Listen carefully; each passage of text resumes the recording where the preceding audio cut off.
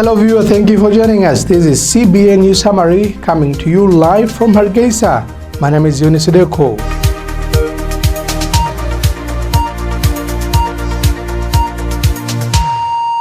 Hargeisa Regional Court, the regional prosecutor and security officers on Wednesday have destroyed 650 illicit alcohol bottles confiscated in the capital Hargeisa. The court has convicted 3 suspects who were caught smuggling banned wines into Hargeisa.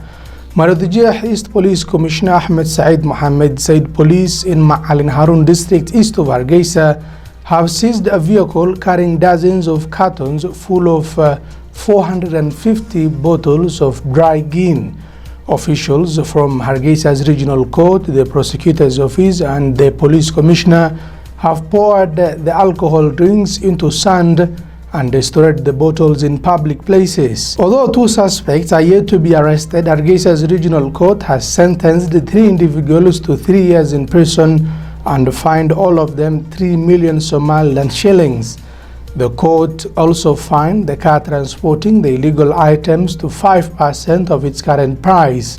Due to recent changes in police leadership, Somaliland police have increased their fight against smugglers of illegal drugs such as alcohol, weeds and meth drugs and have arrested numerous persons in the main towns of Somaliland. The new police command has asked Somaliland citizens to avoid the illicit business and urged them to report cases of individuals trading on drugs. Somalia's international partners have shown their concerns about the developments in Galmudug states of Somalia that have emerged during the final stages of the month-long effort towards forming a united and stable federal member state through a reconciliation process and elections. In a press statement, the United Nations, AMISOM, IGAD, the European Union and the United States urged all stakeholders to remain focused on the need to participate in an inclusive approach forged through dialogue and flexible on all the sides. This comes when Ahlus Sunnah wal Jama'ah announced a new parallel parliament in Dhuusamareeb after the federal government of Somalia and Ahlus Sunnah wal Jama'ah disputed the Galmudug's presidential election. The international partners called on all actors to remain engaged to resolve their differences through dialogue and refrain from initiating alternative process. Somalia's international partners in their statement urged the leadership of Galmudug Regional Assembly, the presidential candidates, Ahlus Sunnah wal Jama'ah, stakeholders gathered in Gaalkacayo, and representatives of the federal government of Somalia that are witnessing the process to take an inclusive and transparent approach in order for Galmudug to achieve its full potential for the benefit of the people of Galmudug. The federal government of Somalia, in coordination with and supported by the US government, conducted an airstrike inside Al-Shabaab-controlled city of Jilib. One Al-Shabaab-occupied compound was destroyed in the attack, according to a statement from the 2 groups. This week has seen a number of successful military operations in and around the Al-Shabaab stronghold of Jilib town. The inability to control their own territory highlights the weakness of Al-Shabaab's grip on power, according to Somalia authority. Only a few years ago, Al-Shabaab dominated most of southern Somalia, but now they have been forced to retreat under pressure from the Somali military, Africa Union peacekeeping mission officers, and American military forces.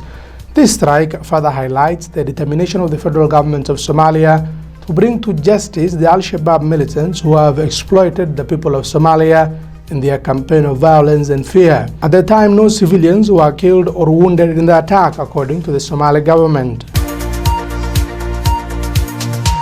Jubilee's government has demanded the federal government of Somalia to explain the whereabouts of its security minister Abdirashid Janan following claims that he escaped from custody on Tuesday. In a statement on Wednesday, Ahmed Madoube's administration said the remarks by the Deputy Police Commissioner Zakia Hussein regarding Janan's escape was worrying and that the government appeared to be hiding something. General Hussein issued a statement on Wednesday notifying the public of the Janan's escape from custody in Mogadishu. Anyone with information about him to forward to the police, said Zakia Hussein.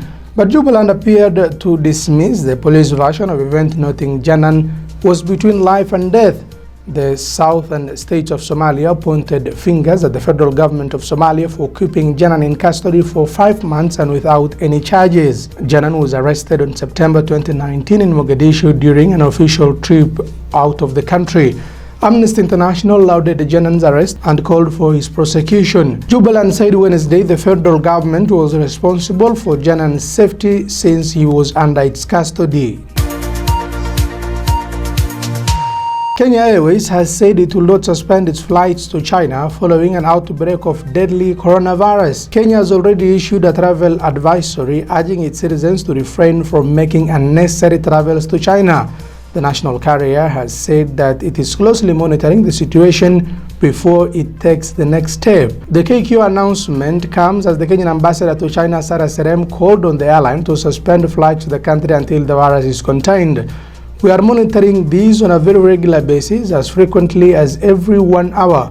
We will make a decision in collaboration with the government on when and if we should suspend the flight, said a statement from KQ. On Tuesday, a Kenyan passenger on board a KQ flight from China was quarantined at the top referral hospital in Nairobi over the suspected deadly virus. Kenya Airways operates 2 daily non-stop flights on Nairobi-Wanzu route thrice a week.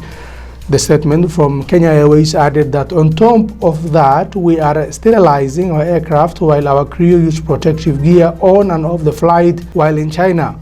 We are in close collaboration with the Port Health at Jomo Kenyatta International Airport, JKIA, and Wunzu, where we fly to as we seek to protect our passengers. That is all we have for you on this particular news summary. Thank you for joining us. On behalf of all those who made this broadcasting possible, thank you for being with us. Enjoy the rest of your viewing.